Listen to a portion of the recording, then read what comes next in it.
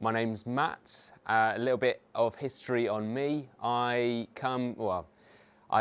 was an economist at my undergrad, then went into finance and accountancy, which are there any accountants in the room? You don't want to be an accountant, really. Very, very boring. And then I did a bunch of different stuff. I taught for a bit, I did some photography and videography for a bit, and I found myself going into the marketing side of things, and then went back to Cass Business School to study marketing at a master's level, which is how I went into the Launch Lab, which is where I met these guys. And during that, we had to do some startup research, and I saw a problem with my girlfriend and my sisters, all of whom had stomach issues. So my girlfriend developed a soya and gluten intolerance and general IBS, really, after she got a really bad stomach illness. Somehow she managed to catch something that is usually only found in the deepest parts of South America and areas of North Africa, and she managed to catch it in Westfield in London. So not sure how that happened, but it changed her life. And we thought, let's try and fix a problem that we're seeing ourselves and help the people who, this increasing amount of people who have issues with their diets and are struggling. So Eat Safe was born, and it's a mobile platform to help people with dietary requirements discover what they can eat for their specific needs. And we started focusing on the restaurant industry, and they're now expanding to have more than just restaurant menu information. But I thought I'd just be more general with the startup stuff. How many people here have a business already? Okay, how many people are interested in starting a business? How many people are interested in starting a business which might be tech-enabled, something techy? Okay, all right. See, there's normally a few more hands. Everyone loves to think of themselves as the next Mark Zuckerberg, or, but some of these things will be more tech-focused. But I think everything I talk about can be taken into the general business world. You just need to have a little bit more of a thought about it. But it's very startup-focused. So basically, 3 things for success within a startup. You need a good idea to build off, and that might not be what you think I mean when I say a good idea. You need a good product. So the better the product, the easier it is to then have the last section, which is execute well. Now, I'm not really going to talk about the execution side. I think the other speakers will talk a bit more about stuff around that. And seeing as people are mainly in the starting phases, I'm going to talk more about the idea and how you think about product development side of things. So for an idea, a lot of people think of an idea and it's a specific product that they can think of. Oh, I want to build Uber for dogs or whatever, which is probably not a great idea. So, but when you're thinking of an idea, what I really mean here is to think about something where you can create a solution for a problem. So you need to focus less on what you're making and more on what you're solving. What problem are you fixing? Ideally, this is a problem that you yourself experience, because the idea that you'll go into a business and, oh yeah, 2 years, 3 years, I'll sell it for a few million, or I'll make my billions and I'll go off. That very, very rarely happens, every now and again. But if you're getting into this, you've got to think of it, it's like a marriage, really. Or it's like having a kid, actually. It's something that will be very difficult at the start and will be with you for, I think, the average time to IPO or sale is about 9 or 10 years. And these are even for the big guys. Like Facebook, it took them 7 years for IPO. So this is a long-term thing. It's more about what problems can you solve for yourself, because that's what will keep you motivated. And when you're thinking about the problems, don't just think, or try and think more using a jobs to be done mentality. So the concept here, one thing has disappeared. The concept here is that we often think of things as, so for us, we thought it's really difficult to find out what we can eat on menus at restaurants. So if we take the menu information at restaurants, digitize that with all the allergen and nutritional information, then you can give people the right menu information for when they're going out to restaurants. That's what we thought of as the problem, in that it's hard to go out to restaurants, and this is our solution for it. In reality, the job isn't the menu. Like, we're not trying to help people look at menus. No, very few people will just read a menu for the sake of reading a menu. What they're trying to do, what that menu is doing, is it's trying to enable a social experience. It's trying to get you to discover new food. And the safety, the nutritional aspect is the feeling of normality around it. It's the things that people are essentially hiring your products to do. This was a concept, the Jobs to Be Done framework is a concept developed by some guys way more intelligent than me from Harvard. What he first, or one of the initial things he used it for, was to help McDonald's with their milkshake sales, because they wanted to sell more milkshakes. They tried doing it by giving more flavors or having different types of milkshakes, because that's what people were saying they wanted. But at the end of the day, they didn't sell any more milkshakes.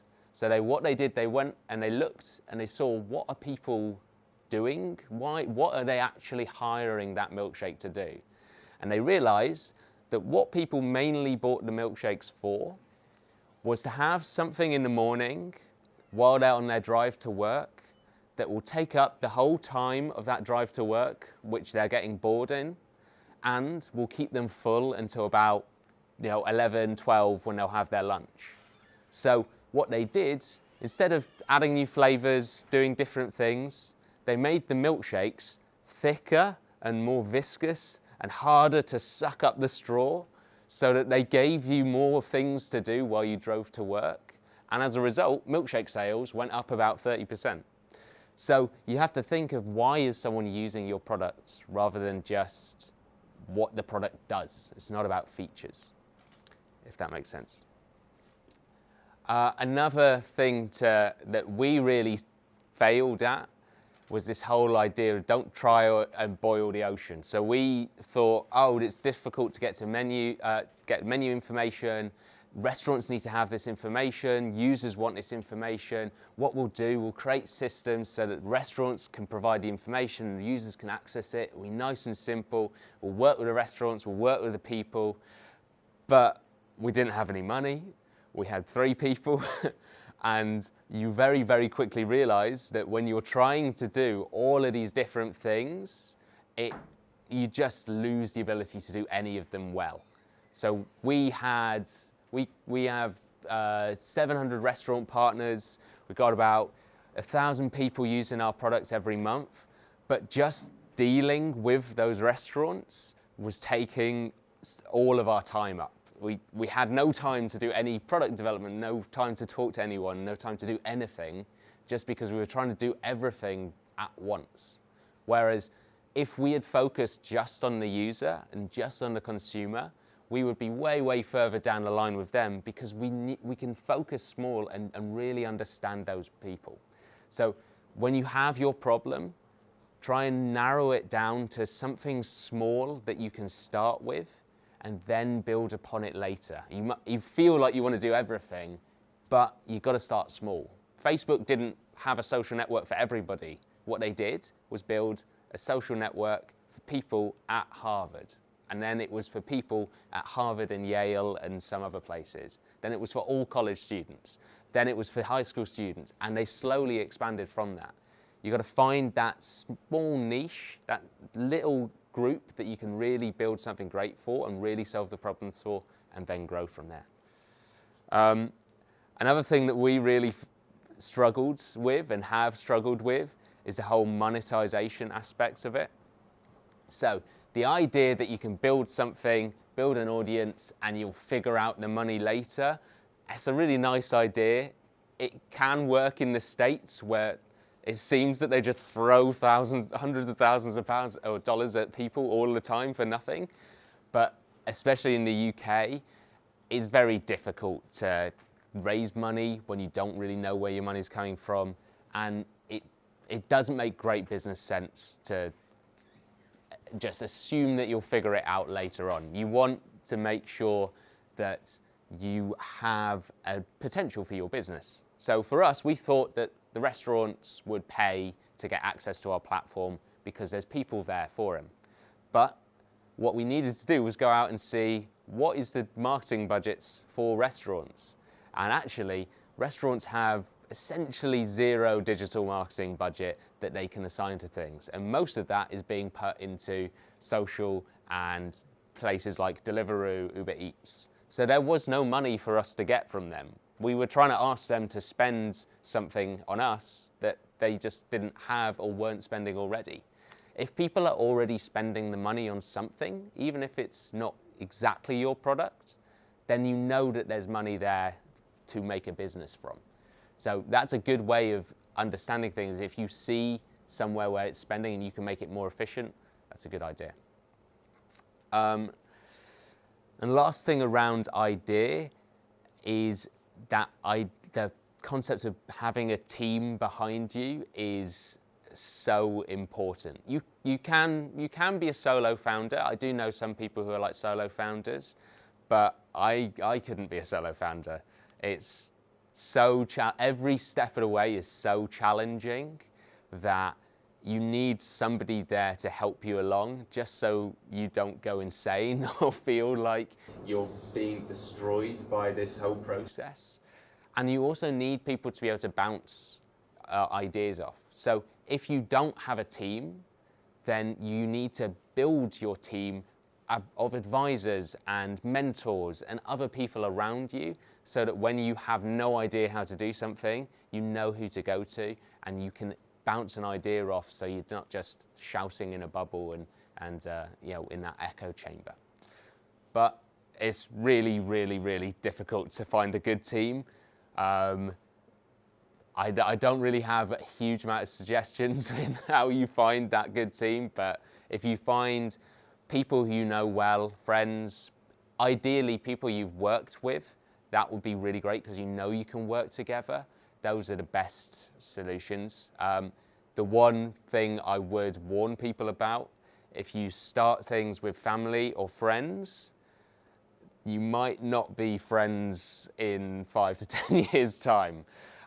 Most people I know who might have a really successful business that they started with friends, now they're just business partners. I was talking to the founder of Mumsnet, that's a massive company. They've been going for, I think they've been going for 19 years. She just left.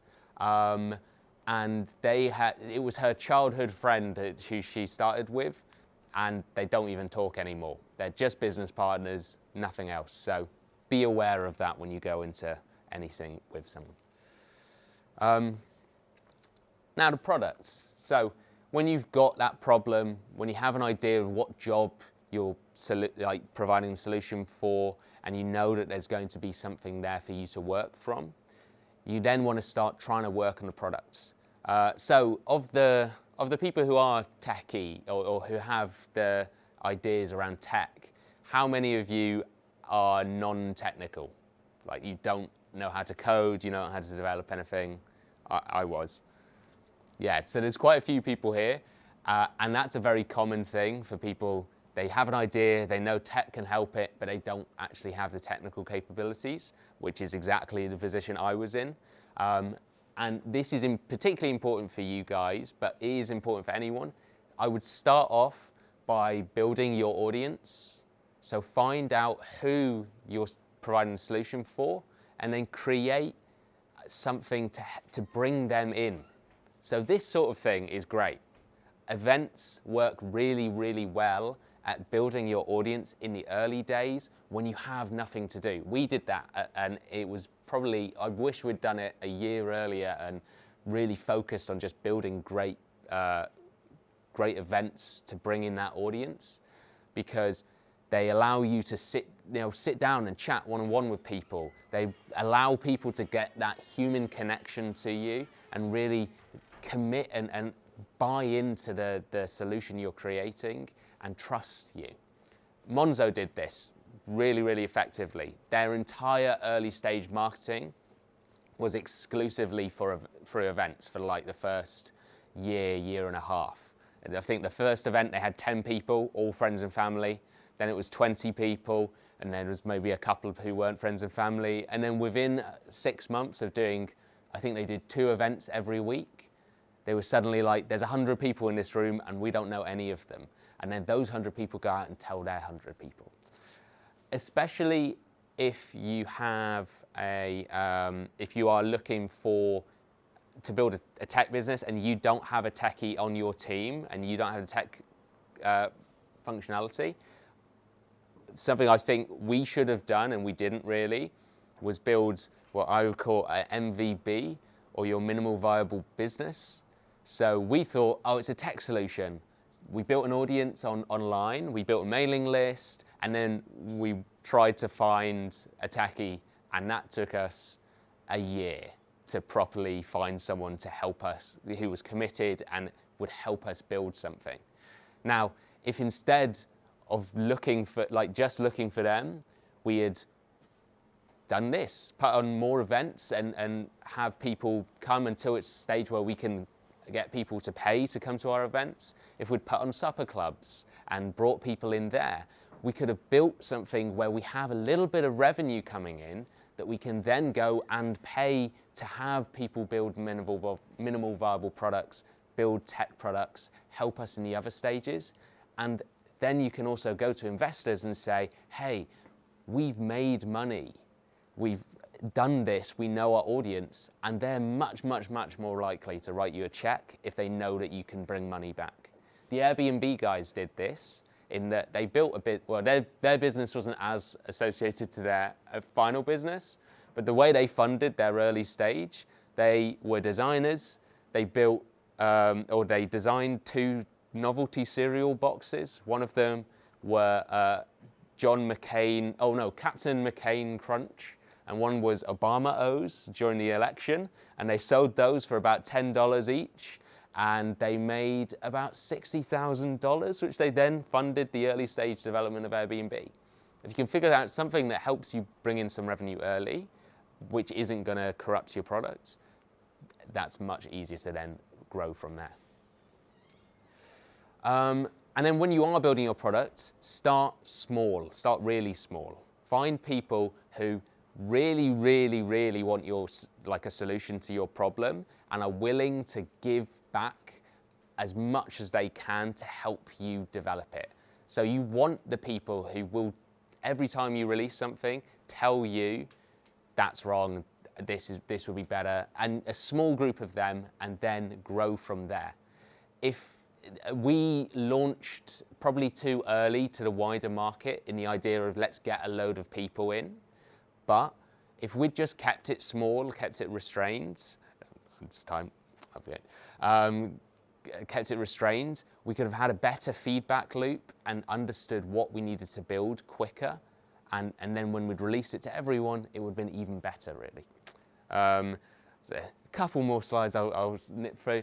This is a useful thing. Don't try and reinvent the wheel. This is Bezos saying that basically, watch your competitors, learn from what people are already doing. I think like about 70% of the space on my phone is other apps in the food space, so that I can have a look at what they're doing. How do people expect filters to look? How do people expect menus to look? How do people expect things? And don't try and reinvent it every single time. Copy what other people do, and then later on you can make it better as you improve it. And lastly, I'd just say, make sure you're always learning from everything you do. And this can feed into anything. Don't go out and run marketing campaigns that you can't track. Don't go out and try and do things that you can't take a lesson from. And that goes down to even like in the early days, if you have customer support, don't outsource your customer support. You should be customer support for the first year or so, because then you get to know what the customers are asking about. You get to see what their problems are with your products and then feed that right back. People try and hire in these people to do sales and customer support really early, but you're losing the learnings there unless they're really tracking it. So always try and be learning from everything you do. And ultimately, if you're thinking about starting a business, then just start something, because that's the hardest step, and you will probably have most things wrong, and you'll only understand what you should be doing once you actually get out there and learn what you should be doing.